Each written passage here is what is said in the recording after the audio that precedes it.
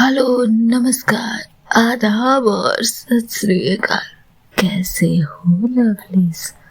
ये तो आप कमेंट में बता ही दीजिए। आई होप खुश होगे, मस्त होगे, स्वस्थ होगे, बिंदास होगे।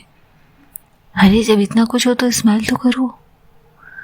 अच्छा सैड भी हो तो मेरे लिए थोड़ा सा स्माइल कर दो, थोड़ा सा। इतने सीधे नहीं बनो ना, थोड़ा सा कर दो। इतू सा और थोड़ा इतू सा और इतू इतू इतू। हाय हाय हाय हाय हाय, दिल चुरा लेते हो यार। तो चलिए स्टोरी पर आते हैं। स्टोरी का नाम है तू है तो। किसकी कहानी? आयशा और माया की कहानी। बक बक फिर हम कभी करेंगे अभी स्टोरी, हाँ नहीं तो। पिछले एपिसोड में हमने देखा कि आयशा माया के सीने से लगी अपनी फीलिंग उसके साथ शेयर करती और फिर उसे अपने और दीप के डेट के बारे में बताती है। उसकी उंगलियां अब माया के जिस्म के कपड़ों पर चल रही थी, जैसे वहां से कोई उत्तर टटोल रही हो। और उसने बिना सर उठाए पूछा, ऐसा क्यों है माया कि मुझे सुकून आपके साथ आता है? ऐसा क्यों? माया ने कुछ नहीं कहा। उसकी उंगलियां आयशा की पीठ पर एक रेखा से खींच रही थी, धीमे, स्थिर और मौन, जैसे जवाब न देकर भी वो सब सुन रही हो, सब समझ रही हो। मैं आपसे एक सवाल पूछूं माया? क्या आपको मैं पसंद हूँ? कमरे की रोशनी उस क्षण जैसे जम सी गई थी। बाहर कोई हवा नहीं थी, पर भीतर दो दिलों के बीच एक लहर थी जो सब कुछ बहा ले जाने को तैयार थी। माया फिर भी चुप रही। आयशा का मन झुंझला गया। खड़ूस है, कुछ नहीं बोलेगी, बस मेरी बातें सुनेगी, उसने धीमे से कहा। होठों पर एक थकी सी मुस्कान है, और गुस्से में नहीं, पर अजीब से हक से, जैसे माया की उंगलियां पकड़ ली हो। तभी माया ने हल्के से उसके सिर के बाल को छुआ, फिर थोड़ा खींचा, न प्यार से न झिझकने से, बल्कि उस झोंके की तरह जो ध्यान बटा दे पर उत्तर ना दे। सुना मैंने तुमने क्या कहा? माया ने बस इतना कहा, और आयशा की आंखें माया के सीने से उठकर उसकी ठुड्डी की ओर बढ़ी और वहां से उसकी आंखों में डूब गई। वहां एक समंदर था, मौन पर तूफान से पहले का। आयशा ने खुद को थोड़ा सा और नजदीक किया। तो जब सुना तो बताइए, मैंने कोई सवाल पूछा और ये कब तय हुआ कि तुम जो पूछोगी उसका मुझे जवाब देना होगा? आयशा, तय तो सिर्फ इतना हुआ था ना कि मैं तुम्हें गले से लगा कर रखूं, और उतना मैंने किया है। अब इससे आगे कुछ नहीं। और आयशा फिर से मुंह बना लेती है। आप बचपन से इतनी खड़ूस हैं। और माया ने घूर कर उसकी तरफ देखा। अब वो माया के ठीक सीने के पास थी, उसकी गर्म सांसों में अपनी सांसों को मिलाती हुई। कमरे की हवा में एक गर्माहट थी, बाहर शायद सर्दी थी, पर भीतर एक शुरुआत। आयशा धीरे से, कभी कभी लगता है ना माया, मैं बस आपकी बाहों में छुप जाऊं, किसी लेवल के बिना, किसी नाम के बिना, बस आपके पास। और माया धीरे से मुस्कुराते हुए, नाम कहानियों के लिए होते, रिश्तों के लिए नहीं आयशा। तो ये जो मेरे अंदर कुछ कांपता है जब आप दूर होती, ये क्या है माया? शायद वही जो मेरे अंदर कुछ थम जाता है जब तुम पास होती हो। आप मुझे डरा देती हैं, और मैं खुद भी तो डर जाती हूँ ना। अच्छा, किस चीज से डरती हैं आप? तुम्हारे सवालों से। अब चुप रहो। नहीं, मुझे कभी किसी ने इस तरह नहीं समझा जैसे आप समझती हैं। किसी को इस तरह कैसे समझा जाता है? माया चुप रहती है।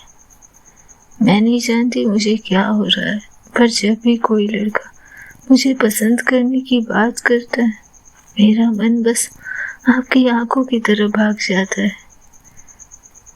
तुम्हारे सवालों का जवाब मैं नहीं हूँ आयशा। हमारे बीच कई अंतर है जिसे बांधा नहीं जा सकता, पर शायद आप ही वो सवाल हो जिसे मैं बार बार जीना चाहती हूँ, और मैं वही सवाल का जवाब बनना चाहती हूँ जिसकी सवाल भी आप हो और जवाब भी। उनके बीच की खामोशी अब भारी नहीं थी, बल्कि एक धीमे संगीत की तरह बज रही थी। आयशा ने माया के सीने पर फिर से सिर रख दिया, जैसे वही उसकी जमी हो, वही उसकी राहत। माया की सांसें थोड़ी गहरी थी और कमरे के बीच अब कोई शब्द नहीं था, सिर्फ एक सन्नाटा जो चुपचाप इनकी आहटें सुन रहा था। वहीं दूसरी तरफ अपनी विवेक के साथ बैठी अपनी ड्रिंक को खत्म कर रही थी। शाम की धीमी रोशनी अब रात में परिवर्तित हो चुकी थी और इन दोनों की बातचीत समय के ठहरे हुए पल सी महसूस होती, जहाँ हर शब्द, हर दृष्टि, हर खामोशी धड़कन बनकर दिल को छू रही थी। हवा में ठंडक थी, पर उनके बीच चलती बातों में एक गहराई जो उस ठंड को भी बेअसर कर रही थी। विवेक नजरों में नरमी लिए बस अवनी को देखे ही जा रहा था और अवनी मुस्कुराते हुए कहती है, बस विवेक, इतने ऑब्वियस मत बनो। पर तुम नहीं जानते, विवेक ने इतना ही कहा। जब रूह में घर कर जाए ना, और नजरों में चुप रहना गुनाह लगने लगता है। अवनी थोड़ी चौंक कर लेकिन धीरे से मुस्कुराती है। मुझे लगता है कभी कभी ज्यादा ही शायर बन जाते हो तुम विवेक, पर अच्छा बोल लेते हो। और विवेक अपनी ड्रिंक की ओर देखते हुए उसे अपने होठों से छूता है। एक बात पूछूं? पूछो। क्या तुम सच में कभी फिर से शादी नहीं करोगी? अवनी एक पल को चुप हो जाती है। चेहरे पर आई हल्की उदासी उसके जवाब में पहले ही सब कुछ कह रही थी। उसने अपने हाथों में बड़ा ड्रिंक नीचे रखा और दूर कहीं देखती रही, जैसे कोई जवाब नहीं था, सिर्फ पुरानी यादों की कोई गूंज उमड़ आई हो। और वो धीरे धीरे बोलती, जैसे खुद को ही समझा रही हो। पता है विवेक, भरोसा ना बहुत क्रिटिकल चीज होती है। एक बार टूट जाए तो फिर जुड़ने में उम्र निकल जाती है, और कई बार तो जीते जी पूरी भी नहीं होती और जीवन पूरा हो जाता है। मेरे साथ भी शायद आखिरी वाली लाइन सीरियसली फिट बैठ रही है। वो रुकती है, एक सांस लेती है और फिर विवेक की तरफ देखती है, धीरे से मुस्कुरा कर जख्म छुपाने वाली मुस्कान, और फिर उससे पूछती है, खैर मेरी छोड़ो, तुम बताओ, तुम इतने हैंडसम हो, स्मार्ट हो, चार्मिंग हो, कोई भी लड़की तुम्हें पसंद कर सकती है, तो फिर एक तलाकशुदा औरत के पीछे क्यों हो मिस्टर? विवेक धीरे से मुस्कुराता बिना पलक झपकाए उसकी आंखों में देखता है। शायद इसलिए क्योंकि तुमने सब कुछ खोकर भी खुद को नहीं खोया है। और जहाँ तक मोहब्बत की बात है, अगर आपने कभी प्यार किया होता अपनी, तो आपको इसकी गहराई का अंदाजा होता। विवेक धीरे धीरे बोलता, जैसे हर लफ्ज उसके दिल से गिर रहे हो। प्यार वो नहीं जो सिर्फ चुंबन और तारीफों में बसा हो मैडम। प्यार वो नहीं कि बस आपका हाथ थामा, आपको चौराहे पर किस किया, 2-4 डेट की और उसके बाद आपको किसी कमरे में ले गया। प्यार वो है जो किसी के साए में, किसी की चुप्पी में, किसी के थमे हुए आंसू में भी दिखाई दे। अब नहीं हल्की हंसी हंसती है। तुम्हें नहीं लगता ये सब किताबी बातें हैं? ऐसी बातें तो माया मुझसे बेहतर समझ सकती है। और विवेक थोड़ा गंभीर होते हुए, माया मोहब्बत को समझ सकती है, पर माया भी तो उस मोहब्बत से लड़ रही है ना। उसकी आंखों में आयशा के लिए मोहब्बत है, पर उससे दूरी की आदत बना रही है ना। और आयशा वो तो बस महसूस करती है, समझती नहीं है, पहचानती भी नहीं है। मोहब्बत क्रिटिकल नहीं होती अवनी, बस हम उसे समझने में देर कर देते हैं, और जब तक समझते हैं तब तक अक्सर देर हो जाती है।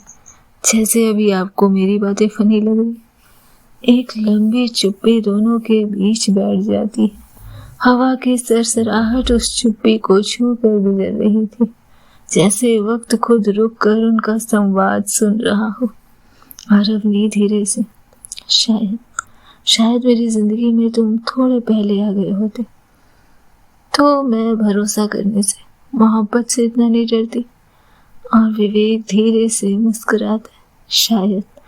शायद मैं अब भी सही वक्त पर आया हूँ, बस आप थोड़ी ज्यादा आगे निकल गई। क्या आप थोड़ा पीछे आ सकती हैं? क्योंकि अब सिर्फ मोहब्बत की जरूरत नहीं, आपको मोहब्बत पर यकीन दोबारा दिलाने की भी जरूरत है। वो उसके पास आता है, हल्के से उसके हाथ अपने हाथ में लेता है। ना कोई वादा, ना कोई दबाव, सिर्फ एक मौन भरोसा, एक आमंत्रण फिर से जीवन की ओर लौटने का। विवेक मुस्कुराते हुए, मैं भाग्य नहीं बदल सकता अवनी, मुझे नहीं पता आपने अपने पिछले रिश्ते में क्या खोया, क्या पाया, क्या झेला, और मैं भाग्य बदलने वाला भी नहीं हूँ। पर मैं तुम्हारा कल इतना खूबसूरत बना सकता हूँ कि तुम्हारा गुजरा हुआ कल, उसके भरे हुए जलन और जख्म सब भर जाए। अग्नि की आंखों में कुछ चमकता है, पर जीवन के कई दशक और कई उम्मीदों पर पानी फिरने का दर्द अब भी उसकी आंखों में था। उसके हाथ विवेक के हाथ में थम तो गए थे, और दोनों एक पल के लिए बस सांसों की आवाज में खो जाते, जैसे मोहब्बत ने एक नई राह चुन ली हो। रात का पहर बीत रहा था। रेस्टोरेंट की भीड़ भी अब बहुत कम हो चुकी थी, और अब वहां की लाइट्स भी धीमी हो चली थी, जैसे सब कुछ धीमा होकर किसी अनकहे दर्द को महसूस करने लगा हो।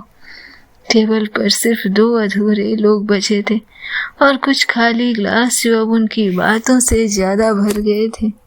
विवेक अब तक नशे में नहीं था, पर उसकी आंखों में वो सच्चाई थी जो अक्सर होश वालों में भी नहीं होती है। उसके होठ पर थकान थी, और आंखों में छिपी हुई गूंगी चीख जो अब अवनी की उपस्थिति में धीरज तो पा रही थी, लेकिन बोलना भी चाहती थी।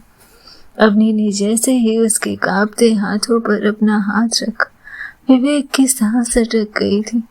उसने अपनी पलकों को कुछ देर के लिए बंद कर लिया, मानो उस स्पर्श में उसे वो सुकून मिल रहा था जिसे वो बरसों से खोज रहा था।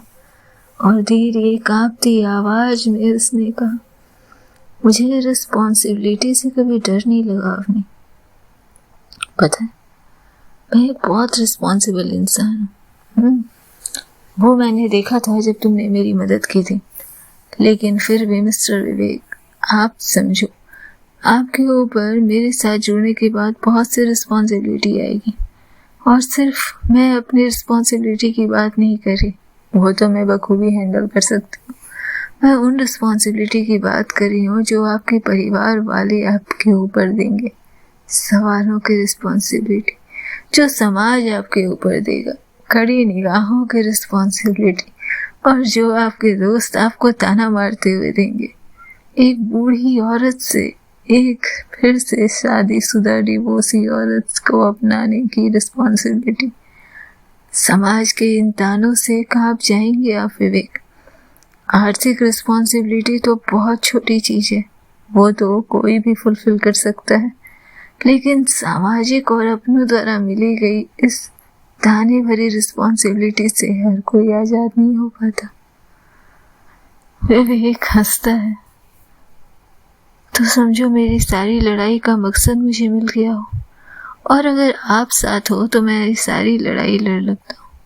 ऐसा लगता है जैसे उसके गले लगते ही हर मेहनत, हर दर्द, हर दौर, संघर्ष सब सार्थक हो जाती है। अगर कोई ऐसा चाहने वाला हो ना अपनी, तो इंसान किसी भी रिस्पॉन्सिबिलिटी से जूझ सकता है। उसे बस सोच कर ही मैं जीता हूँ। और अगर कल को मैं सामाजिक रिस्पॉन्सिबिलिटी में घिर गया, अपनी पारिवारिक रिस्पॉन्सिबिलिटी में घिर गया, और अगर जवाब नहीं दे पाया, थोड़ा थक भी गया, तो अगर आप हाथ थाम कर मेरा हाथ और मुझे अपने गले लगा लेंगी ना, थोड़ी देर में ही मुझे सुकून आ जाएगा और मैं फिर से दूसरे दिन वही रिस्पॉन्सिबिलिटी सुनने के लिए, उठाने के लिए तैयार हो जाया करूँगा। अवनी बस उसे देख रही थी, थोड़ी देर चुप रही। उसके चेहरे पर अजीब सी गंभीरता थी, जैसे उसने खुद को किसी लंबी दीवार के पीछे बंद कर रखा हो। पर विवेक के शब्द धीरे धीरे उन दीवारों पर पड़े ईंट को हटा रहे थे। अवनी मुस्कुराती है। सच कहूँ तो मैं तुम्हें इतना इमोशनल नहीं समझती थी, पर आज मुझे अपने फैसले पर संदेह हो रहा है। अगर उस दिन तुम नहीं होते तो शायद मैं नहीं जानती कि आज मैं कहाँ होती, क्या कर रही होती। उस शाम तुमने मुझे गिरने नहीं दिया था और इसके लिए मैं हमेशा तुम्हारी कर्जदार रहूंगी विवेक। उस शाम जो भी तुमने मेरे लिए किया था वो कोई अपना भी नहीं करता, लेकिन तुमने पराये होकर मेरी इतनी मदद की थी। विवेक उसकी आंखों में देखता है जैसे कुछ ढूंढ रहा हो। कैसी है वो? बहुत प्यारी है, अच्छी है, बहुत बदमाशी करती है। और विवेक हल्की मुस्कान के साथ, तो आप मेरी कर्जदार हैं? हाँ बिल्कुल। तुमने जिस तरह से मेरी मदद की थी 3 दिन तक कंटिन्यू, ना तुम्हें खाने पीने की सुध थी, ना घर जाने की, और ना ये तुम्हारे काम की। मैं सोच रही थी कि ये इंसान या तो बहुत बड़ा दिल से सच्चा इंसान है या फिर बहुत ही बड़ा पागल, और अभी मैं कंक्लूजन में नहीं पहुंच पाई हूँ। तो विवेक हंसते हुए कहता है, तो एक बात बताता हूँ, मुझे अच्छा इंसान कम, पागल ज्यादा समझिए। और अगर एक पागल से मोहब्बत हो गई ना आपको अपनी, तो आपके जीवन में सिर्फ खुशियां ही खुशियां होगी। वैसे मैं किसी और बात पे था, आपने मुझे डाइवर्ट कर दिया। अच्छा जी, और क्या थी वो बात? वो ये थी कि जब आप मेरी कर्जदार हैं तो इसके बदले कर्ज चुकाने का एक तरीका है, बहुत अनोखा। कॉफी? हम और आप क्या कहती है? अच्छा, कॉफी के बदले कर्ज चुकाने का तरीका ढूंढा है आपने? ठीक है, मंजूर है मुझे। दोनों हंसते हैं, हौले थके हुए पर दिल से। फिर तभी विवेक फिर से ग्लास उठाता है और अपनी चौंक कर उसका हाथ पकड़ती। क्या कर रहे हो? जानती हो कि ये तुम्हें परेशान करेगा, और अगर चढ़ गया तो घर कैसे जाओगे? विवेक गंभीर होते हुए, आंखें ड्रिंक पर टिकी हुई। परेशानी की कोई बात नहीं, आज आपने मेरे हाथ पर हाथ रखा है, अगर इसे होठ से ना लगाओ ना तो शायद मैं सच में पागल हो जाऊं। वो एक पल ठहरता है, फिर उसका हाथ पकड़कर उसे अपने सीने पर रख देता है जहाँ की धड़कनें बेपरवाह थी। विवेक धीरे थरथराती आवाज में, यहाँ देखो, ये धड़कन कितनी तेज भाग रही है, पता चल रहा है आपको? और मैं खुद को रोक रहा, हर बार, हर लम्हा। अवनी स्तब्ध थी, बस कुछ कह नहीं सही। उसकी आंखें गीली थी और आवाज मजबूत। वो धीरे से, है ना विवेक, इतना इमोशनल होने की जरूरत नहीं। इमोशनल नहीं हो, बस सच में यही मेरा सच्चा रूप है। पूरी दुनिया ने मुझे मजनू समझा है, पूरी दुनिया। तुम भी समझ सकती हो, पर शायद नहीं। पर आज मुझे किसी का चेहरा झूठा नहीं लगता, कम से कम तुम्हारा तो बिल्कुल नहीं। अवनी धीमे से मुस्कुराती है और शरारत भरे अंदाज में पूछती है, क्या तुम्हें किसी ने बताया कि तुम बहुत खूबसूरत इंसान हो? और विवेक हंसते हुए कहता है, हाँ, माँ ने कहा था।